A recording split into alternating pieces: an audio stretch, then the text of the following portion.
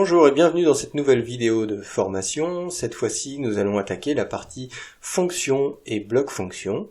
Pour continuer sur notre lancée et notre exemple précédent du moteur, nous allons transformer petit à petit notre programme de gestion du moteur en un bloc fonctionnel, ce qui nous permettra de dupliquer simplement notre bloc fonctionnel, de diminuer le risque d'erreur et d'augmenter notre productivité aussi bien sur la production de l'application que sur sa modification. Alors tout d'abord, un bloc fonctionnel, ce que l'on a pu constater sur ceux que nous avons utilisés, comme la temporisation ou la détection de front montant, c'est qu'il dispose de broches d'entrée et de sortie permettant d'interagir avec le reste du programme. Et c'est la première chose que nous allons faire sur notre programme de gestion de moteur. Alors premièrement, la variable XCDE qui permet de commander le moteur, et chaque moteur a besoin justement de sa propre variable de commande afin de ne pas commander tous les actionnaires en même temps.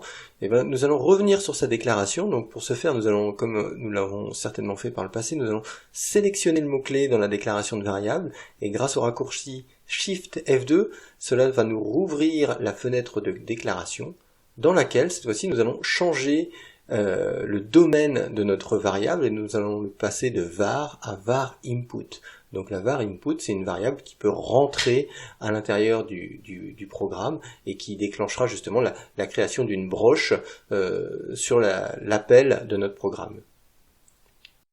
Alors nous allons utiliser la même logique pour la variable de sortie. Donc nous allons déclarer un élément var output et à l'intérieur créer une variable xdo qui permettra de piloter la sortie de pilotage de notre moteur.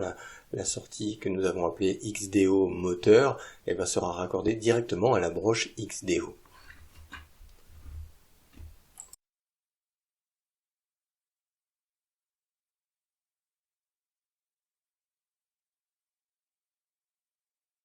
Alors nous allons aussi créer deux autres entrées pour le retour de marche du moteur et une autre pour son défaut.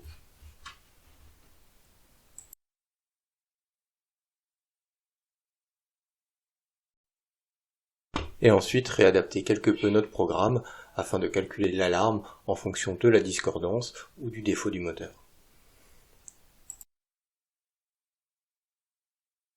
Alors nous allons même rajouter une entrée supplémentaire permettant de paramétrer la temporisation de filtrage, car selon les cas de figure, certaines applications nécessiteraient d'augmenter ce temps de filtrage ou de le diminuer.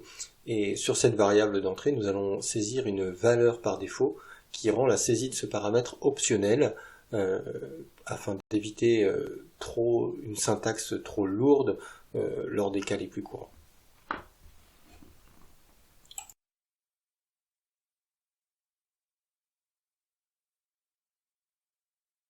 Alors maintenant que nous avons bien déclaré ces broches d'entrée et de sortie, notre programme de gestion de moteur est prêt pour être converti en un bloc fonctionnel.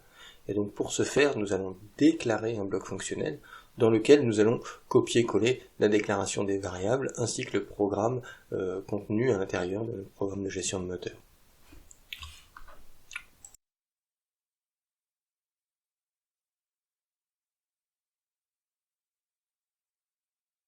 Alors la déclaration d'un bloc fonctionnel se fait de la même manière que pour la déclaration d'un programme. Il faut simplement sélectionner l'élément bloc fonctionnel, choisir le langage et lui donner un nom. Donc là nous l'appellerons fbmoteur comme function block moteur.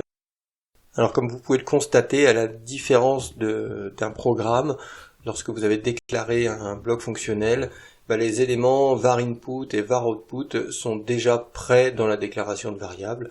Donc dans notre cas, il ne suffira qu'à copier-coller leur contenu depuis notre programme gestion moteur.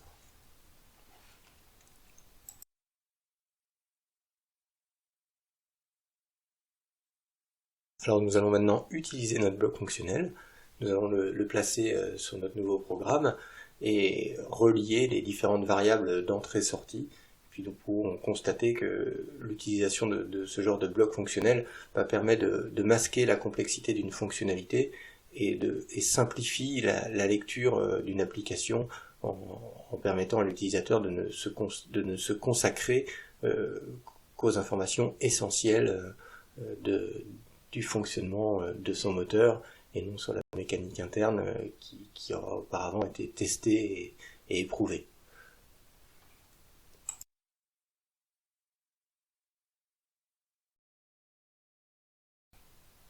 Nous allons maintenant légèrement modifier la gestion d'alarme.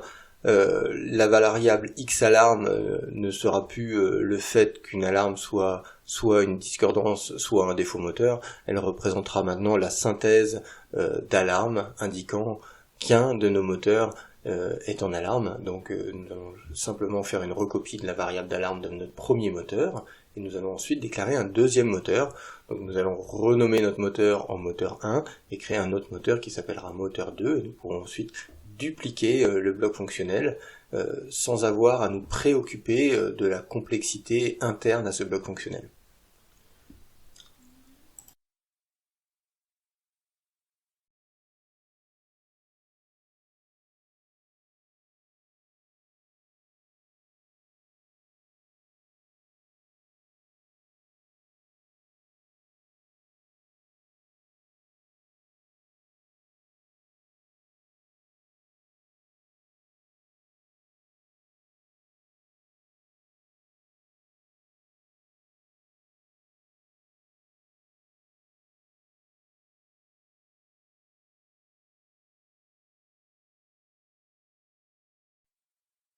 Alors voilà, maintenant que nous testons notre programme, nous voyons bien l'indépendance des deux blocs fonctionnels l'un par rapport à l'autre, le tout reposant malgré tout sur une seule et unique base de code, ce qui nous permettra de répercuter des modifications à un moteur sur tous les autres moteurs utilisant le même bloc fonctionnel.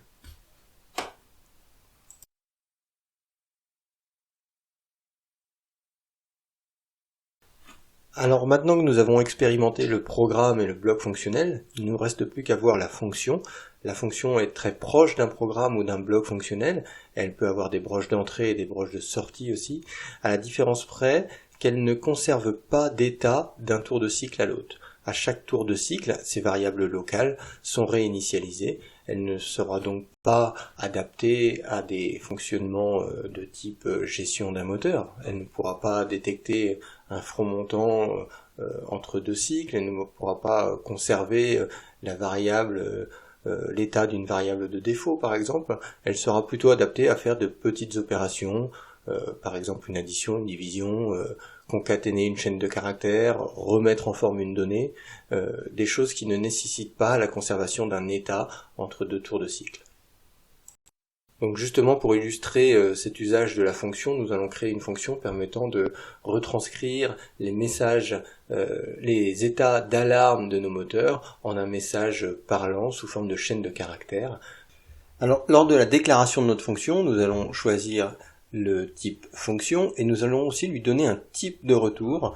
Donc dans notre cas, ce sera un string, donc une chaîne de caractères qui contiendra le message d'alarme correspondant à notre défaut.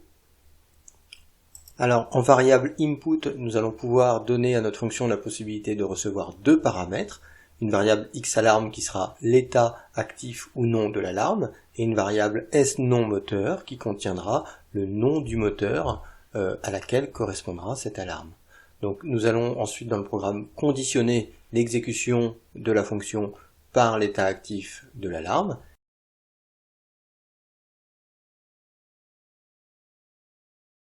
Et nous allons rechercher dans le navigateur deux variables. Nous allons chercher une fonctionnalité permettant de concaténer une chaîne de caractères, c'est-à-dire d'ajouter une chaîne de caractères à une autre. Voilà, donc la fonction s'appelle concat et elle prend en paramètre une première chaîne de caractères puis une deuxième et en retourne la concaténation de ces deux chaînes de caractères. Donc en premier paramètre, nous allons indiquer une chaîne fixe, une chaîne de caractères qui indique que l'alarme est active, et en deuxième paramètre, nous allons saisir la variable qui contient le nom du moteur, le paramètre venant de notre propre fonction qui contient le nom du moteur. Le résultat de cette fonction concat sera renvoyé en tant que retour de notre fonction à nous.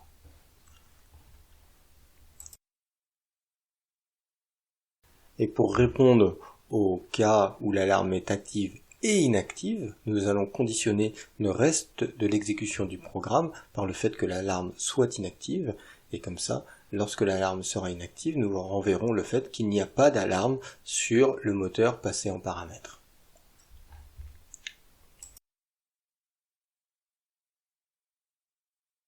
Donc comme vous pouvez le constater, la variable à utiliser pour le retour de la fonction est ni plus ni moins que le nom de la fonction. Ensuite, nous pouvons utiliser la fonction dans notre programme de gestion des alarmes. Nous appelons cette fonction 2 fois, autant qu'il y a de moteurs à gérer. Et à chaque fois, en paramètre, nous lui donnons l'état de l'alarme du moteur. Et le deuxième paramètre, nous lui donnons le nom du moteur en chaîne de caractères.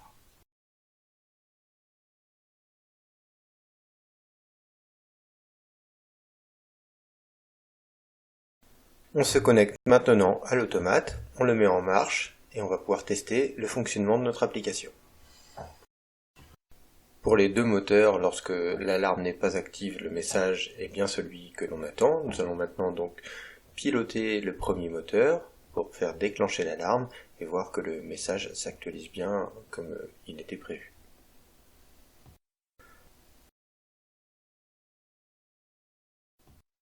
Donc voilà, c'est terminé pour cette vidéo.